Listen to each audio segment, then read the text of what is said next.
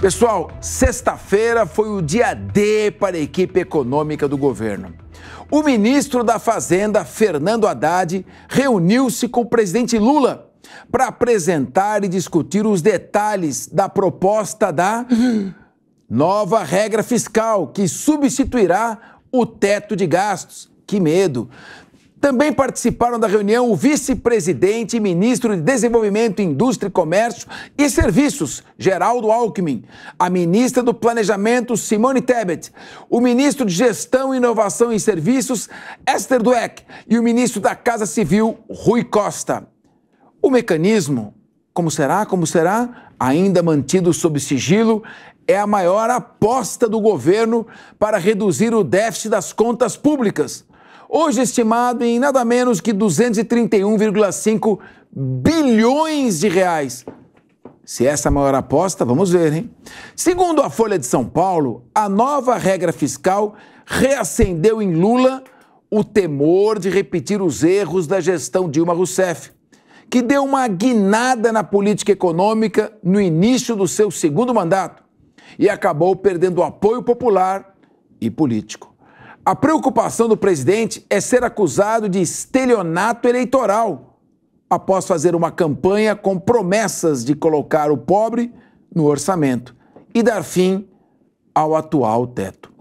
Para conter as despesas, a proposta da equipe econômica poderia ainda sofrer alterações no Palácio do Planalto. Essa é a grande aposta, hein? É a nova regra fiscal. Tá com muita esperança, Alessandro Negão? Nenhuma, zero. É engraçado a gente ver na própria notícia dizendo que Lula pode cometer estelionato eleitoral. Qual político desse país não comete estelionato eleitoral? E não é porque ele está com a má vontade de tentar fazer alguma coisa, e sim porque as promessas em tempo de campanha são muito absurdas.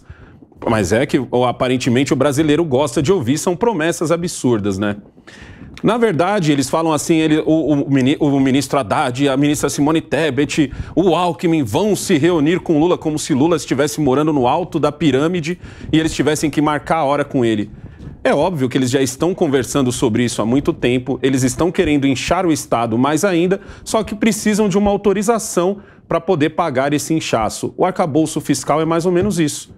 Explode seu teto de gastos e tenta achar ali jeitinhos de você meio que colocar isso no papel, que vai ser bonitinho você estourar todas as contas públicas, afinal de contas, o pobre será colocado no orçamento. Eu, sinceramente, estou esperando o pior, mas não estou esperando o pior porque, nossa, Alessandro, você já está com a sua pedra da moralidade pronta para atacar no presidente. Não, não é por isso. É porque tanto o presidente Lula quanto todos os outros que estão ao seu redor, principalmente o presidente, ele está falando o que ele já vai fazer, ele já está falando há muito tempo. Lula não está escondendo nada de ninguém. Lula não mentiu na sua campanha. Ninguém pode dizer para ele que ele está fazendo estelionato eleitoral, porque hoje ele está colocando em prática tudo o que ele falou que ia fazer na sua campanha.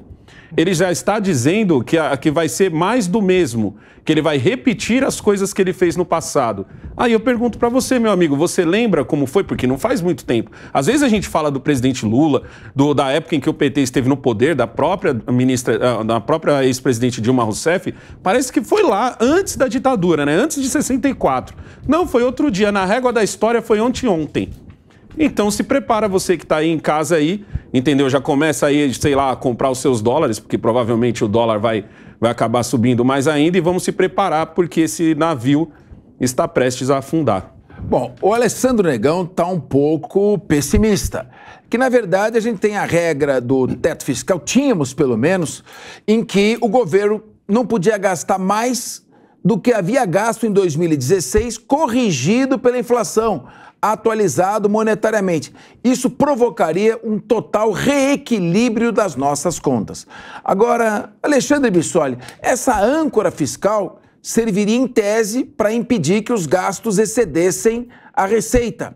Como é que será que vai funcionar? Como é que se faz isso na medida em que não se quer obedecer o teto constitucional e busca-se uma outra forma? É questão de retórica, de nomenclatura. Como é que você acha que vem essa nova âncora ou arcabouço fiscal, seja lá como queiram chamar? Capês, primeiramente gostaria de cumprimentar os colegas aqui de mesa, cumprimentar a nossa audiência. Olha, você tocou num ponto muito interessante, porque uma grande âncora fiscal que a gente sempre teve, que era o chamado limite de teto de gastos, era a garantia que o governo não ia se endividar mais do que tinha capacidade de arrecadar ou de pagar. Quando isso é quebrado para que promessas de campanha fossem cumpridas, isso poderia e deveria ter sido atrelado a outras medidas que fossem garantir o equilíbrio das contas. Pensa você que está aí na sua casa. Você está lá tendo as suas despesas mensais e você está no cheque especial. Lá no banco está pagando juros altíssimos e com a conta negativa. Você tem algumas perspectivas de superar isso. Uma delas é passando a ganhar mais, que não é mais fácil, porque nem sempre você consegue ganhar mais. Às vezes você não consegue ter uma outra atividade, não consegue mais fazer hora extra, já está muito próximo do quanto você consegue ganhar. A outra forma é você deixar de gastar e com essa economia conseguir aos poucos ir cobrindo aquilo. O que você não pode fazer é continuar gastando mais e não ganhando mais. Ou seja, o que se discute nesse arcabouço fiscal é como o governo, tendo quebrado o limite de teto de gastos e tentando mostrar que quer fazer uma gestão responsável do ponto de vista fiscal, sem continuar aumentando suas dívidas e ficar no vermelho, quais são essas regras que serão apresentadas para tentar equilibrar essas contas? E aonde isso tem uma repercussão direta em você que está aí nos assistindo? Na taxa de juros. Porque na próxima semana já está marcada a reunião do Copom, que é o conselho que se reúne lá no Banco Central, junto com o presidente, em que pese as cobranças do presidente Lula, do presidente do Banco Central em relação à taxa de juros, ele não decide isso sozinho. Então o presidente do Banco Central reúne um comitê que, analisando critérios objetivos de números do país, e dentre esses critérios, certamente esse arcabouço fiscal será analisado e se ali for apresentado medidas concretas que reduzam os gastos do governo, que possam aumentar a arrecadação e mais, que você desatrele o reajuste automático de alguns gastos ao aumento de arrecadação. Senão você tem aumento de arrecadação, em vez de sobrar dinheiro, existem alguns gastos que automaticamente são reajustados os seus valores quando você tem aumento de arrecadação. Se isso tudo ficar comprovado de uma forma muito exemplar, muito clara, você vai ter o Copom, na semana que vem, podendo reduzir a taxa de juros, e é isso que vai impactar diretamente no bolso seu que está aí em casa nos assistindo. Meu querido Bruno... Otimista. Não, se acontecer, não estou dizendo que vai acontecer. Mas, eu só estou dizendo que para cobrar qualquer posição do Copom a semana que vem de baixa de juros, tem que apresentar um arcabouço seguro. Não existe mágica de baixa de juros sem uma segurança de olhar e falar, olha, você está gastando demais, está arrecadando de menos, e vai fazer o quê? Não vai apresentar nada para regulamentar isso e quer que eu abaixe juros?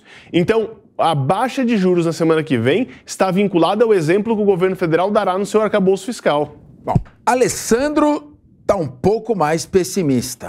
Alexandre, mais otimista. Agora, meu querido Bruno Musa, eu tenho a impressão, às vezes, que os economistas querem transformar a ciência deles em mais complicada do que na verdade é. Não tem muito segredo. É gastar aquilo que você arrecada, saber gastar, não desperdiçar dinheiro. Quando se começa a criar essas teses, arcabouço fiscal, vamos criar uma âncora fiscal para impulsionar, todo esse palavrório, toda essa retórica aqui, não serve para distrair um pouco? Eu estou curioso realmente para saber como será essa âncora fiscal, porque não tem que ter âncora fiscal, era só obedecer o teto de gastos imposto pela PEC de 2016. Agora, o governo está dizendo que vai fazer frente a uma série de despesas, redistribuição de renda, que é importante. Emenda parlamentar que não acaba mais, 100 bilhões de reais de emendas parlamentares, dinheiro a dar com pau. Meu querido Bruno Musa, qual a sua opinião sobre isso? Bom, primeiro, muito boa noite a todos. Obrigado pela presença e a todos que estão nos ouvindo aqui. Bom, eu acompanho, analisando fatos históricos, eu acompanho o que o nosso querido Negão falou. Eu sou economista, estou no mercado financeiro há 17 anos e quem me acompanha em redes sociais conhece até um pouco do meu posicionamento, que não é fazer oposição por oposição, é fazer oposição com dados, números e fatos econômicos. Não há nada nesse arcabouço que está por vir que me mostre que o histórico do PT será minimamente responsável. Nada. O gasto estatal sempre cresce, a volta de ministérios já foi clara, a gente vê indicações de tribunais de contas espalhando e aumentando gastos por aí, enfim, tudo que a gente já sabe e a questão não é bater nessa. Mas também eu entendo o que o Alexandre falou, que o Copom depende dessa regra fiscal. eu não acho que a gente vai ter espaço para derrubar a nossa taxa de juros. E aí, eu vou aprofundar um pouquinho mais o que o Alexandre falou. Algumas pessoas que de repente não entendem muito do mercado financeiro podem dizer, então vamos derrubar essa taxa de juros, porque simplesmente não derruba na canetada. Um pouco antes da gente começar esse programa, eu recebi uma notícia de que o PT já está programando um protesto novo contra o Roberto Campos Neto e contra os juros altos. Não dá para você baixar a taxa de juros na canetada. Já aconteceu em governos passados. O que acontece é que você gera uma escassez de crédito e a taxa de juros volta a subir naturalmente. O que a gente viu essa semana também, o governo, para dar um exemplo, mudou as regras do consignado, que obrigou que eles tenham uma taxa teto para fazer o empréstimo consignado. Até o Banco do Brasil e a Caixa, com mais 10 bancos privados, falaram, então eu não empresto mais. Então, o que eu estou querendo dizer com isso? Esse arcabouço fiscal, que sim, eu concordo contigo, tem um nome muito bonito, tem uma narrativa linda, né? Até falaram que voltar impostos é bom para os pobres. A gente vê uma narrativa que, na prática, o cara vai abastecer o tanque dele e ele gasta mais. Então, vamos ser aqui sem nomes bonitos. O que isso significa? Igual na sua casa, você precisa gastar menos do que arrecada, senão você não vai conseguir em algum dado momento se financiar, porque nem o teu vizinho, nem o banco vai te emprestar dinheiro. Um país funciona exatamente igual. Quanto mais endividado é um país, mais caro ele paga para atrair capital, a sua moeda desvaloriza e uma moeda desvalorizada se traduz em inflação. Quem paga com isso? Justamente os mais pobres, que são aqueles que hoje são mais, no meu entender, vítimas desse discurso muito bonito. Bom ouvir isso, porque recentemente a gente está vendo jornalistas e alguns economistas, muito entre aspas, dizendo o seguinte, a inflação aumenta, mas quem vai perder um pouco é a classe média e os mais pobres nem serão afetados. Olha o que ele acabou de falar. É exatamente os mais pobres, os mais afetados. Deixa eu só fazer um ponto, desculpa interromper aqui de novo. O Alexandre até falou que, tentando traduzir o que significa a alta dos juros. Uma moeda desvalorizada, um juros mais alto, encarece o pãozinho que a gente vai comprar na padaria. E se você derruba a taxa de juros na canetada, ou seja, por uma lei ou algo assim, o mercado continua precificando. Então tá bom, então não empresto para você, porque eu empresto para outro país a um preço muito mais baixo. A sua moeda desvaloriza e isso é inflação. O pão encarece. Então não tem segredo, é gastar menos do que arrecada. E para isso precisa diminuir a máquina pública, que no Brasil ela é extremamente inchada e ineficiente por natureza. Você baixa os juros, você desestimula a economia popular. As pessoas passam a economizar menos dinheiro, vão gastar mais, consumir mais. Aumentando a demanda, sobe o preço. Sobe o preço, perde poder aquisitivo a população que mais precisa porque ganha menos. Agora, nós vimos aqui o Alexandre Missoli, o Alessandro Negão, o Bruno Musa, e até eu que estou mediando, mas estou dando alguns palpites, e vejo uma certa inquietação na progressista Juliana Frattini. Juliana, você, por favor, que está aqui não se aguentando mais e querendo contestar todo mundo, solta o seu coração e faz o seu discurso. Olá, boa tarde, boa noite, bom tudo para todo mundo, né? Já que estamos disponíveis também na internet e todo mundo vê a hora que quer.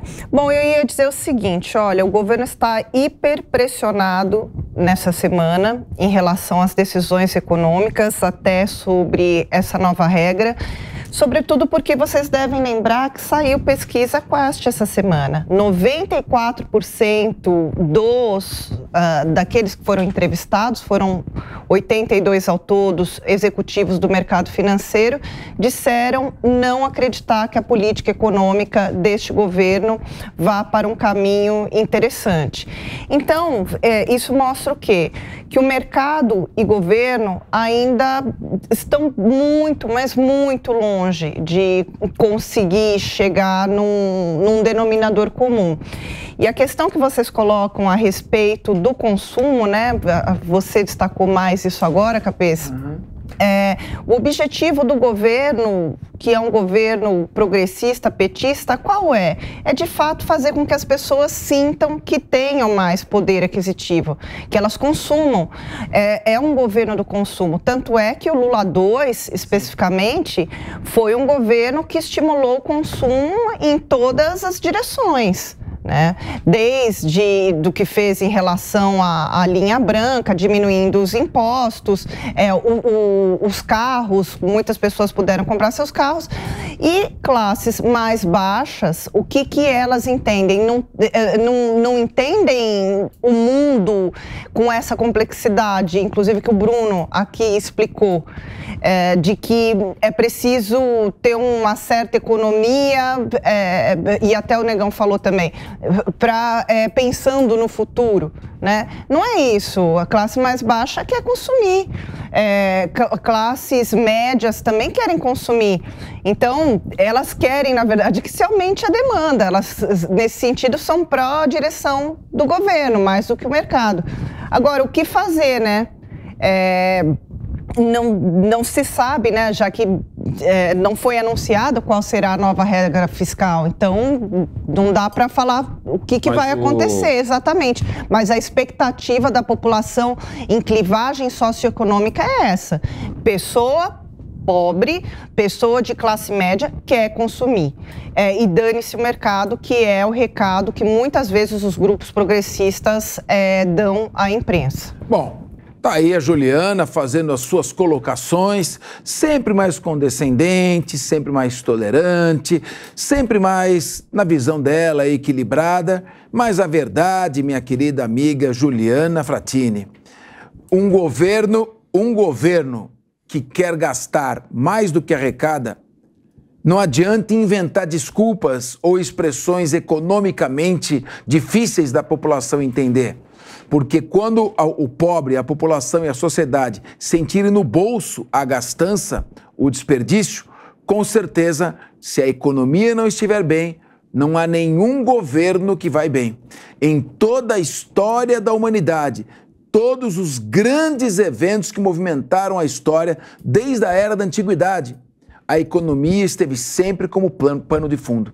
A Segunda Guerra Mundial, que fala que a causa principal foi a humilhação que a Alemanha sofreu no Tratado de Versalhes, não, foi o craque da Bolsa de Nova York, em 29, afundando ainda mais a crise econômica da Alemanha e permitindo que grupos extremistas subissem ao poder, prometendo a salvação. E vimos no que deu. Então, Juliana, a questão aqui que se coloca é, vamos aguardar esse arcabouço fiscal, mas que ele não saia de uma regra simples. Gaste só o que você arrecada. Não gaste mais, não se endivide ainda mais, porque isso vai gerar inflação, a médio prazo, alta de juros e penalizar quem mais precisa com a perda do seu poder aquisitivo. E por essas e outras, vamos passar para o novo assunto aqui, que já está vendo uma coisa extremamente quente, tá certo, Juliana? Só uma coisa, posso? Pode falar. Não, eu acho que vale a pena esclarecer isso para a população também. População de baixa renda, classes médias, de novo, querem consumir. O que o governo vende, né, para a população, e como ele acha que ele vai conseguir mais votos no futuro também, dando a impressão para as pessoas que a vida melhorou. Mas será que é por meio do consumo mesmo que a vida melhora? É disso que se trata. Por meio da economia, né? Juliana. Mas no primeiro e no segundo mandato do Lula, isso deu muito certo. Eu sou testemunha porque tem uma frase que eu sempre digo que é: antes do Lula existiam 3 carros na periferia, Fusca, Brasília e Kombi. Aí depois do Lula você entrou com um monte de outros carros, com também cada um com uma mini bíblia assim, ó, em forma de boleto. Mas o problema é o seguinte, a Juliana tem total razão no que ela está falando. Pessoal mais humilde, pessoal quer gastar. E não quer gastar hoje em dia só com o que está dentro de casa, quer gastar com o que está do lado de fora de casa. Não quer só a sua parede rebocada por dentro de casa e o tijolo à mostra do lado de fora, não. Quer rebocar o lado de fora. Aí onde você vê um grande problema na periferia, que a periferia se divide em 2. Tem o cara que entende que está na hora de investir, ele aumenta o mercadinho dele, ele compra um carrinho melhor para poder trazer os produtos, e tem o cara que simplesmente vai fazer dívida. Fazer dívida nesse momento é você jogar aquela galera toda na inadimplência daqui um aninho, não precisa nem muito tempo, um aninho. O grande problema é que o Lula não está pensando nem um pouco em emagrecer o Estado, muito pelo contrário, ele está inchando o Estado. O Bruno acabou de falar aqui, lembrou que é só ver o tanto de ministério que teve a mais. Só vou fazer um complemento, eu também concordo que a classe ela quer consumir. Só que tem um problema. Essa classe, quando ela consome, o país, quando gasta muito mais, demora um tempo para os efeitos chegarem. E quando você dá um crédito barato para essa população, consome, a dívida chega.